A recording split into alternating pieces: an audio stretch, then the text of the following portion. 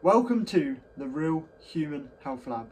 I'm Ollie, and this is where we discuss real human science of how to be healthier and how to perform better in life. Now today we're going to talk about something that I absolutely love and stand by, and that is barefoot and grounding. So by grounding, what I mean is having your feet, and I don't mean with socks and shoes on, just bare feet on the earth, and that can be mud, grass, sand even, and even being in the sea is a form of grounding. So we're going to get right into this and discuss the real science behind it and how it's not just a hippie trend. Now, shoes are very modern. We've always been barefoot. I mean, thousands and thousands and thousands of years of human history was spent barefoot, and it genuinely has been found to matter for, your movement, your posture, your recovery, and even inflammation. So it's not just sort of that trend where people like to be barefoot because that's what they believe in. There is actual human science behind it being better for you. So what we're going to talk about firstly is why it matters to be barefoot as a human. So as I said, humans have evolved barefoot. Now, modern cushioned shoes, these running trainers that have soles this thick, have only actually been around for, a few decades. When you look at that in the space of human history, it is a tiny amount of time in human history that they have been around. The foot actually has 26 bones, 33 joints, and over 100 muscles. Now, all of these should be worked. That you don't leave any of, when you go to the gym, you don't ignore any other muscles. You want to train everything. It should be seen as the same for your feet. Because of all these bones and ligaments and tendons and muscles, your foot is actually designed to move and sense the ground it's on. So going barefoot does massively help to strengthen your foot muscles. It fully uses all them tendons, it fully uses all them bones and muscles. So it massively helps to strengthen your feet, which improves stability, balance, and many more things. So that's a bit of a simple rundown of why it matters to be barefoot as a human. It also massively helps with risk of ankle injury or foot injury if you play a sport like martial arts that has no shoes, no protection. I personally love being barefoot. If I'm somewhere, I'm normally always at home or the gym or training, but no matter where I am, if I don't have to wear shoes, I will not be wearing shoes. Do you know what I mean? Even in the gym, I just wear socks because I don't like wearing shoes. And even the shoes I do have a lot of shoes that I save for, you can always have them shoes for meals, etc., the fancy shoes. But my day-to-day shoe is a barefoot shoe. So I really maximise trying to be barefoot as much as possible, and I have seen within 6 months an amazing return. My balance is so much better than it used to be. My stability, I can feel my feet are stronger. I'm way more, agile and movable on my feet. So I massively stand by being barefoot, and again, I get up every morning, I do my morning sunlight in the sun or just in the light, and I will be barefoot, grounding to the earth. But anyway, what we're going to get into now is the actual science behind the nervous system and how it sort of connects to being barefoot and, the feedback on your body. So your feet are actually full of sensory receptors. So there's so many sensory receptors in your feet that when you're walking barefoot, it's sending signals and messages to your brain. It's sending the signals and messages that your body is meant to receive. And this massively helps to, fix up your posture, your hips, and get your body to move the way it should. Now, as well as this, not only does it fix them things, it also kind of gives you a sense of where your body is in the environment. So you kind of, in a weird way, feel more control when you're barefoot, because you can truly feel, you can feel where you stand, you can feel how your balance is, etc. Whereas when you've got shoes on and they're cushioned, your feet are just, you know, they're walking and they're just hitting the floor. You know, they're not being used. They're not, you know, fully, like hands grabbing the floor and moving themselves along. And what this means is better proprioception, which means, you know, sensing where your body is.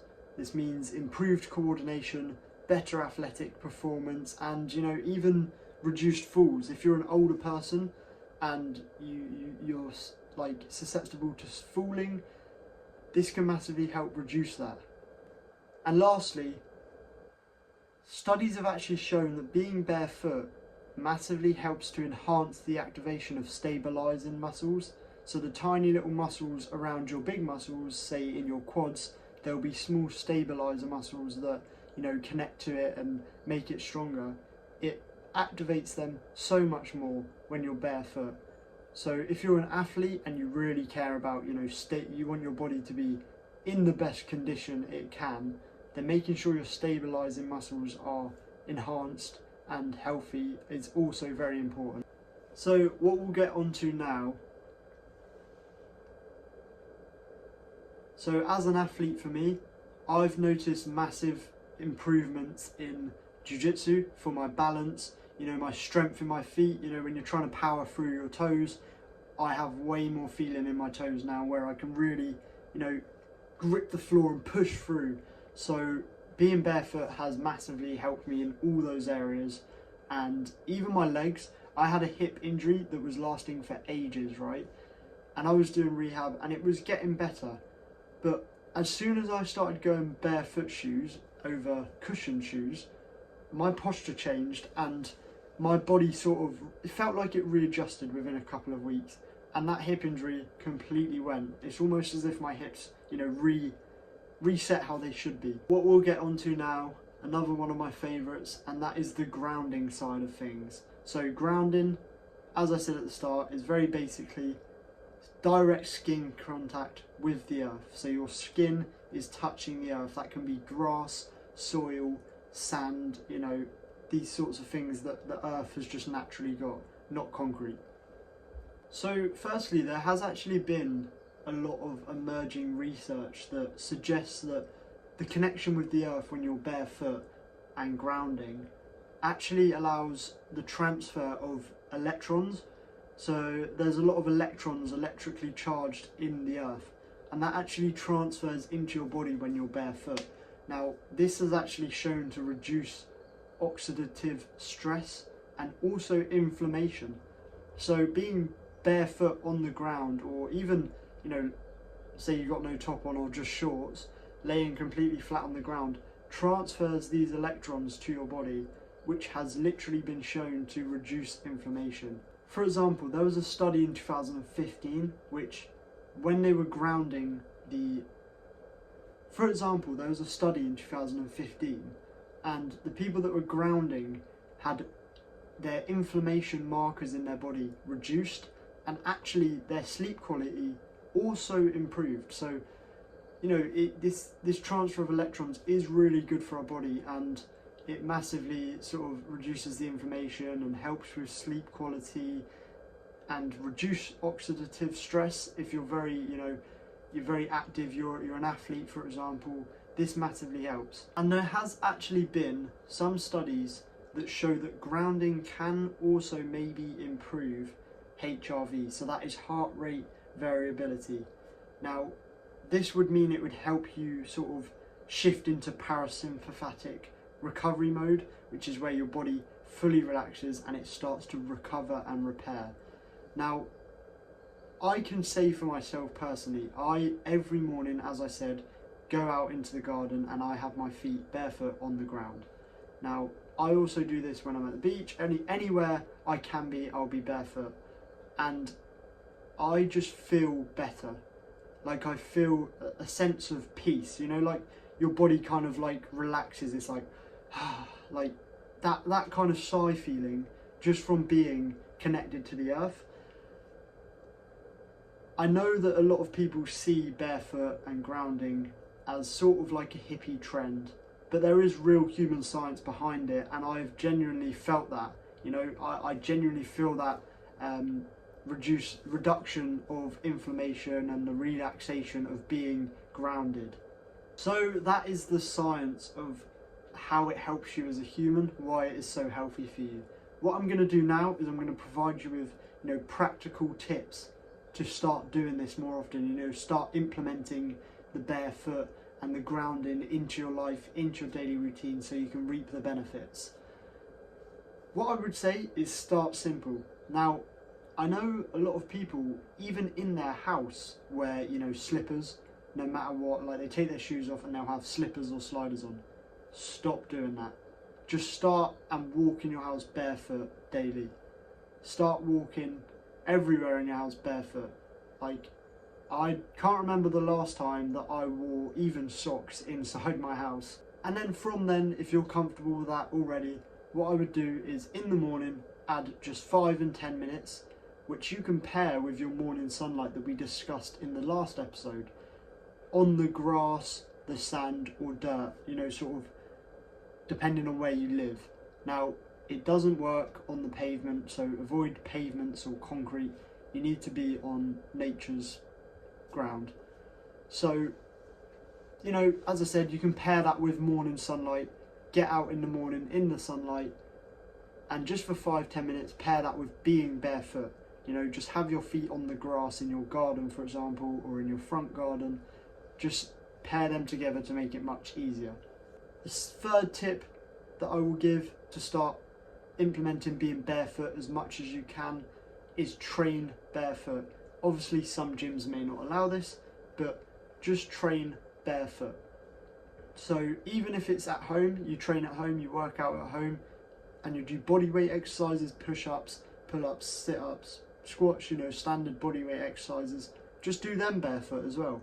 Like, try and be barefoot as much as possible. Even in the gym, I personally do not wear shoes. Now, I don't go completely barefoot because, in my opinion, there's other people in the gym and they probably, one, don't want to see my toes, and two, it's quite, it can be unhygienic. I clean my feet all the time, like thoroughly, but a lot of people are not going to want to see feet on machines and things like that, which I completely understand. So I just go around the gym in socks, and that is fine for me. I can still feel my feet are fully being used, my muscles, my toes are fully being used. So, if you're in the gym and they allow it, go in your socks instead. If you're someone that can't really use the outside, so you live in a flat and you don't have a garden and you're not really comfortable to go to the park and be barefoot at the moment, what I would say is to invest in minimalist shoes, or you could just look up barefoot shoes. Now, some of them, don't get me wrong, like my ones, they do look a bit odd. The toe box is wide because your toes are meant to splay. There is some that look half decent, like you can get smart looking shoes that look like normal trainers that are just wider and the sole is like extremely thin. I would definitely recommend getting them because they really mimic being barefoot. The soles are really bendy, they're paper thin, so your feet can still move how they should move. So I would definitely recommend getting barefoot shoes, especially if you work a job and you're allowed to wear whatever shoes you want, but you work a long job that's like 10 hours long or 8 hours long. Why not get barefoot shoes and maximize the amount of time you can be barefoot? So the last practical tip I have is very, very key for people, especially if you're never barefoot. So if you're someone that wears shoes everywhere, even in your house, do take this into account. You need to progress slowly. If your feet are so adjusted to being in cushioned shoes, those muscles are going to be so tight, they're going to be so unused, so weak, that if you just start going, right, I've never gone barefoot ever, but I'm going to start wearing barefoot shoes 8 hours a day, and as soon as I'm at home, I'm taking my shoes off and walking around the garden barefoot, you are very likely to get injured. You're gonna overwork and overload your calves. You're gonna overload your feet muscles. I made this mistake where the first day I got barefoot shoes, I went on a 3-hour walk and I pulled a muscle along the side of my foot, which wasn't too bad, it only lasted a couple of days, but it happens. So if you're going to do this, if you're going to wear barefoot shoes, progress slowly, you know. Buy them and then wear them for an hour or half an hour at most the first day. Slowly ease into them until your feet feel strong enough, which you will feel it, to completely swap from cushioned shoes. It's a slow journey, but not really slow in perspective of how long your life is. You know, you're going to be able to wear barefoot shoes all day, every day, like myself, within sort of 6 months, easily. Even, I mean, personally, because I overdid it, 3 months it took me to be able to not get any more feet aches and not get any more sort of calf pains, etc. So yeah, just be careful of overloading your body like you would with any other muscle. So that is all the human science covered. That is all the practical tips covered of how you can start doing this. I'll just give you a very quick takeaway and challenge, you know, a summary of what we talked about and a little challenge for the week. Now, very firstly, the best summary you could give about barefoot and grounding is it quite literally reconnects you with nature's design. So the way our bodies were designed in sync with nature is exactly how it should be used, and part of that is being barefoot and touching the ground, you know. So it just reconnects you with how your body was made for nature. It strengthens your foundation, it improves recovery, it reduces inflammation, you know, it makes you athletically stronger, way more stable, balanced, foot strong, you know, hip strong, leg strong, better posture, all these amazing things it strengthens. And there's really, other than the possible risk of injury if you overdo it at first, there's no other downsides to it. The only other downside would be walking in public and you stand on something like glass, but that's not really going to happen if you're walking on, you know, a safe area like soil or grass, etc. So, as I said, it's amazing. I stand by it. I love it. I do it every day, and if I don't need to have shoes on, like right now, I'm barefoot, and you know, I'm stretching my toes, I'm moving them around. I'm always barefoot. And the challenge I'm going to give you for the week is spend 5 minutes at least every day outside barefoot. So if you have grass or a garden or grass outside your house, just go outside for 5 minutes a day, no matter what time of the day it is, and just stand or walk around on that grass and see if you notice, you know, a sense of calmness, a better feeling in your feet, a change of balance, and even energy, you know. So just see if you notice that and carry it on. If you're able to add it to your routine, just carry it on, keep building it up, and then hopefully switch to being barefoot more often. Thank you so much for tuning in to another amazing episode of the Real Human Health Lab, where we've discussed the human science behind barefoot and grounding. I massively appreciate all the support. Keep supporting, keep sharing. If you have any questions or want any assistance or help on anything that we've discussed or anything we may not have discussed yet, contact me on Instagram, oli.c1. Again, I've been Ollie. Thank you so much for all the support. Start being barefoot more, you know, start grounding more, and have a great rest of your week. Take care.